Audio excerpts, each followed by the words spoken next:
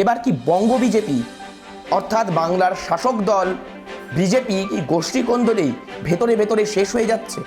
কেন এই প্রশ্ন উঠছে? একাধিক জায়গা থেকে নির্বাচনের পর থেকেই আমরা দেখতে পাচ্ছি যে গোষ্ঠী কোন্দলের ছবি, বিজেপির ভেতরের গোষ্ঠী কোন্দলের ছবি সামনে আসছে। একাধিক জায়গায় যারা নব্য বিজেপি, 4 তারিখের পরে যারা তৃণমূল থেকে বিজেপিতে যোগ দিয়েছে, বা যারা 4 তারিখের ঠিক আগে আগে বিজেপিতে যোগ দিয়েছে, তাদের সঙ্গে আদি বিজেপি অর্থাৎ যারা প্রথম থেকে আগের সরকারের মারধরকে, জেল, ঝামেলা, ঝঞ্ঝাট সব কিছুকে উপেক্ষা করে দিনের পর দিন 21-এরও আগে থেকে যারা বিজেপি করে এসছে, 19-এরও আগে থেকে যারা বিজেপি করে এসছে, তাদের মধ্যে একটা দ্বন্দ্ব আমরা দেখতে পেয়েছি।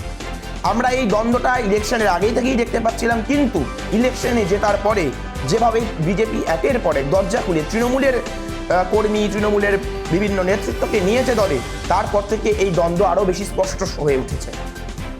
কিন্তু এবার কেশপুরে এমনই একটা দ্বন্দ্বের ছবি সামনে চলে এলো।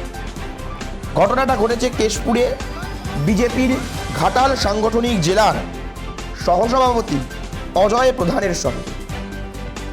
বিজেপির একটা দলীয় কর্মসূচিতে ঘাটাল সাংগঠনিক জেলার সহসভাপতি অজয় প্রধান তিনি গেছিলেন কেশপুরে, আর সেখানে বিজেপির কর্মীদের হাতে তাকে নিগৃহীত হতে হয়, তাকে মারধর করা হয়, তার গায়ে হাত তোলে বিজেপিরই কর্মীরা।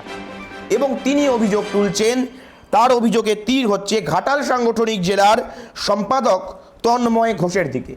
তার অভিযোগ যে ঘাটাল সাংগঠনিক জেলার সম্পাদক বিজেপির তন্ময় ঘোষ এবং তার সমর্থকরা, তার অনুগামীরা তার ওপর এইভাবে চড়াও হয়েছে, তার ওপর আক্রমণ করেছে। এবং তিনি এটাও অভিযোগ করছেন যে একাধিক জায়গায় দলীয় কর্মসূচির জন্য তিনি যাচ্ছেন এবং প্রতিটা জায়গায় তাকে এই ধরনের সমস্যার শিকার হতে হচ্ছে।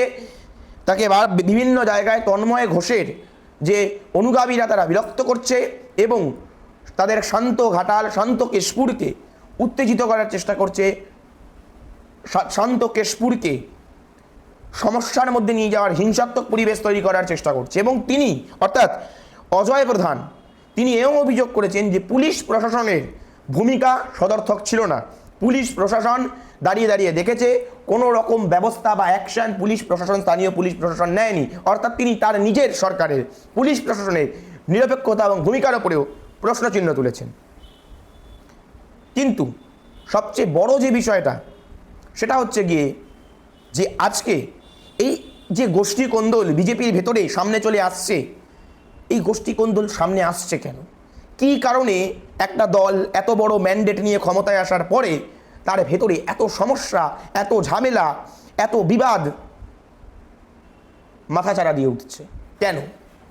যে এখানে এই ঘটনার ক্ষেত্রে যদি বলি, তাহলে অজয় প্রধানের অভিযোগ, অজয় প্রধান বিজেপির ঘাটাল সাংগঠনিক জেলার সহসভাপতি অজয় প্রধানের অভিযোগ হচ্ছে যে ঘাটাল সাংগঠনিক জেলার সম্পাদক তন্ময় ঘোষ বিজেপির, তিনি বিভিন্ন জায়গায় তার অনুগামীরা তোলাবাজি বা এই ধরনের দুর্নীতি করার, মানুষকে বিরক্ত করার চেষ্টা করছে এবং সেটা কোথাও না কোথাও গিয়ে তার বিরুদ্ধে এই অজয় প্রধানরা আছেন, তার জন্যই তাদেরকে বিভিন্ন জায়গায় এরকম আক্রমণের শিকার হতে হচ্ছে, তার জন্যই তাদেরকে বিভিন্ন জায়গায় সমস্যার মুখে পড়তে হচ্ছে, দলীয় কর্মসূচি করতে গিয়ে সমস্যার সম্মুখীন হতে হচ্ছে। এটা হচ্ছে অজয় প্রধানের বক্তব্য।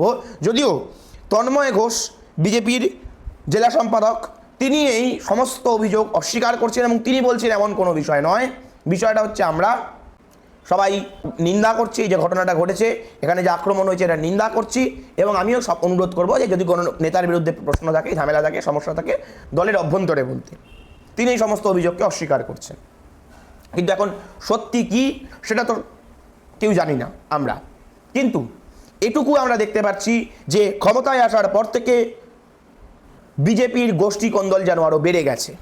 এর একটা অন্যতম কারণ হতে পারে, আমরা সবাই ধারণা করছে যে তৃণমূল থেকে যেভাবে একাধিক লোক 4 তারিখের পরে বিজেপিতে ঢুকেছে, সেটা একটা কারণ।